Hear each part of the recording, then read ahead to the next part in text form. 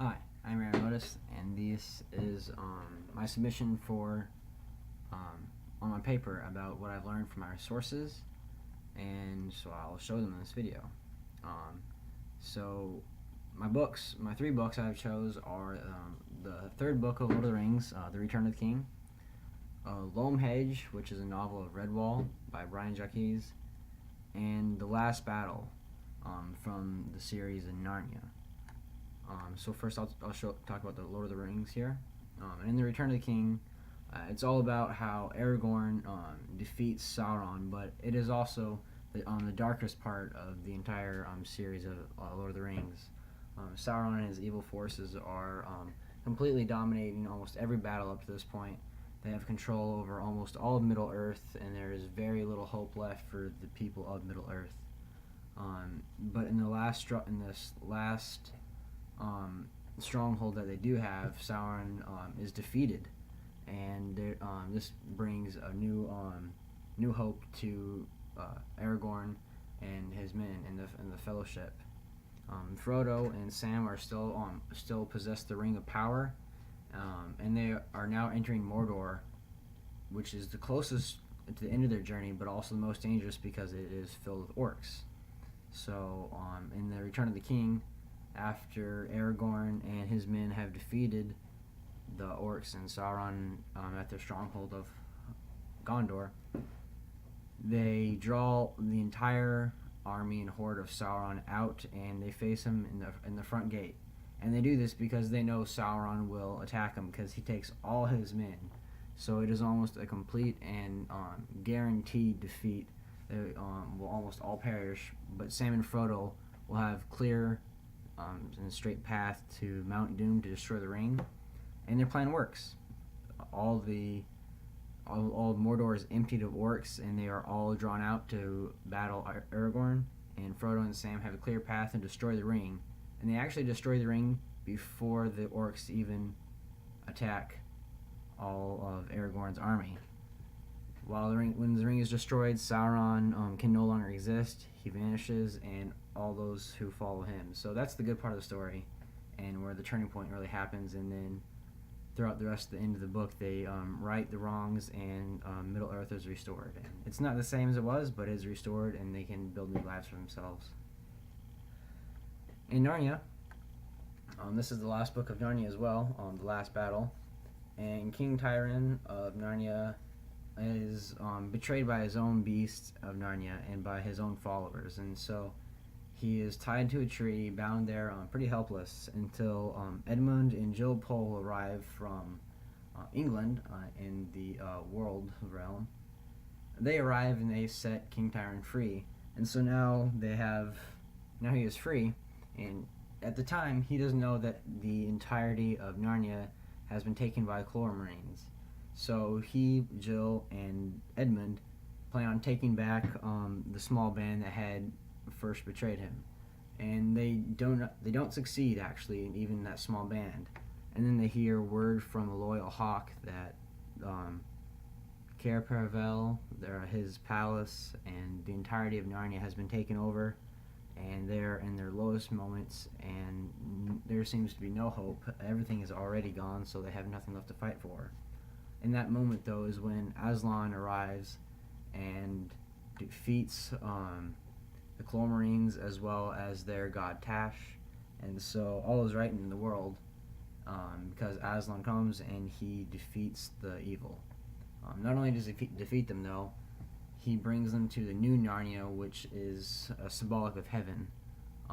And so he brings them there, and he shows them what he has done and why he has done it. He shows all of the entire world, the world of Narnia, of England, and all the worlds together, and how they're all part of one plan. And it's a divine plan. It's such a good plan, and that's the pinnacle that Edmund and Lucy and all the friends of Narnia see what Aslan has done for them. In Loam Hedge, this is just one of the many novels of Redwall. There are 22 on Redwall novels to be exact, so this is just one, and they're not one part of all of one goal or one path. They all have the same setting, but they're all their own individual book. And so this tale, Loam Hedge, is of two journeys of a group of 5 travelers led by 2 experienced warriors, and they are off to find a secret of Loamhead, which is an old, abandoned, and ancient abbey that used to exist. And then the second journey is by Lana Bowstripe, who is a large and soon-to-be Lord Badger, and he is seeking revenge on his enemy Ragabol and his League of Sea Rats. Ragabol had killed his mentor and his family, and so Lana is set out on a quest of revenge. At the lowest point of this book, Ragabol had escaped Lana, and he actually had found Redwall Abbey and was laying siege on Redwall Abbey. And they are just simple woodland creatures. They have no means of defense and are not at all prepared for what his sea rats, and so they are boxed up in their abbey with just surviving off of food. And Rago knows this, so he's just waiting his time, and he knows he hasn't bottled up. At the same time, the 5 travelers reach Loamhead, which is many leagues away, and once they reach there, they figure out that the secret that they had hoped to find, it does not exist, and they have pretty much went all that way for nothing. And they went through many hardships and had barely escaped and got to that point. But now they do not know that the worst part of their trip is actually on the way back. Awerit Lord Caranjul had let them pass by and set an ambush for when they would return. And when they do return, they are trapped in the middle of a gorge, and the only way they escape is that Bragoon and Sawabando lay down their lives for their 3 friends, new friends and their young friends. And so their experienced warriors fight off the Werit Lord and his horde, and the 3 young travelers escape while Sorrow and Bragoon lay down their lives for them. The three young travelers, they do make it back to Redwall to find that Lana Bowstripe had found his prey, and together with the help of the Redwallers had defeated the entire horde, and he actually used Ragabol to kill many of his own sea rats and his own followers. So he had his revenge, and he completed his quest, as well as the 3 that returned. And they figure out that the secret they had gone to find had already been discovered, in a sense.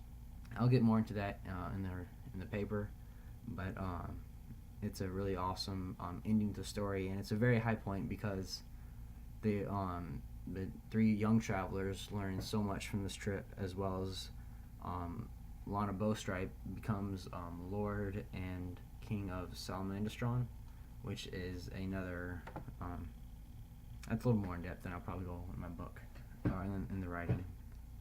Anyways, so yes, that is Loamhead from Redwall.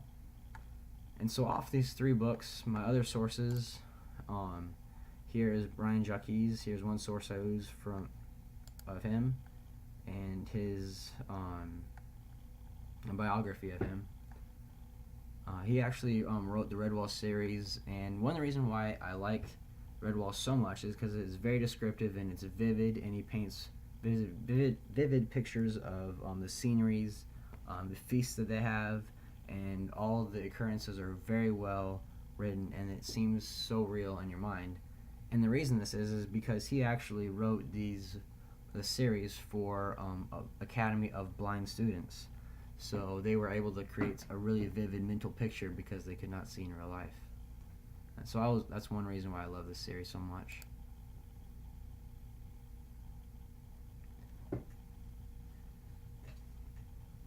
Another source that I'm using here, this is also, these last two are both from the online library, and this is about C.S. Lewis, Narnia, the Last Battle in the Great War, and how it relates to his life and the different trials he went through. He was also a great friend of Tolkien, which they were both in World War I, and part of the troubles and the trauma they'd gone through in World War I relate in their books, and what the characters go through in their books are mirrors of what has happened in their own lives. this other source that I have compares the Dark Ages with Lord of the Rings, and how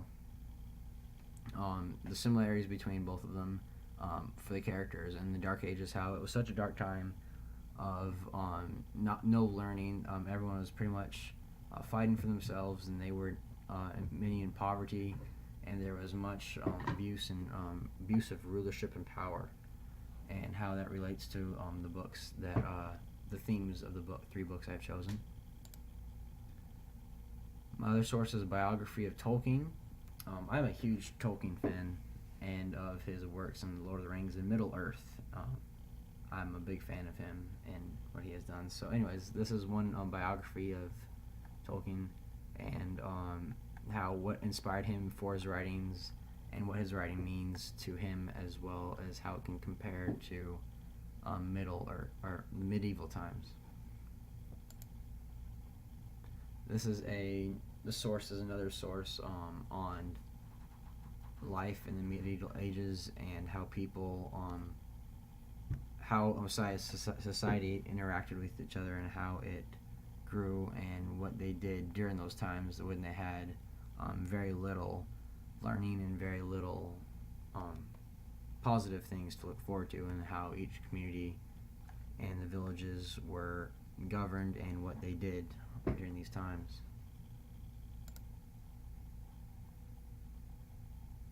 These last two sources are about Middle Ages, but this one is not about specifically the people, but different about like different things used in the Middle Ages, like weapons, different kings, different buildings, different places and settings, and it's just a encyclopedia of many useful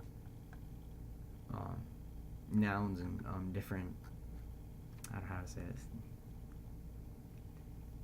things that I can compare to the other books as well, to show how they're so similar in their plot and their setting, how they have like thatched houses, and what they ate, what they used in their tactics and battles. So this will be a very good reference for many of the things that I will describe, the items I will describe in both the medieval ages as well as the three books that I have chosen. And my last source is about the Lord of the Rings, and how it's applicable in today's times as well.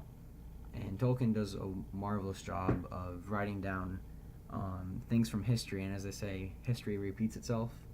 And Tolkien has a very obviously knew this when he was writing the book, and he writes about things that are very common for human nature, and for as people progress in society, things that don't really change and will always be part of how people create their economy. It's not loaded yet here. Anyway, so this is what this last source is for. I hope you liked this overview, and thank you very much.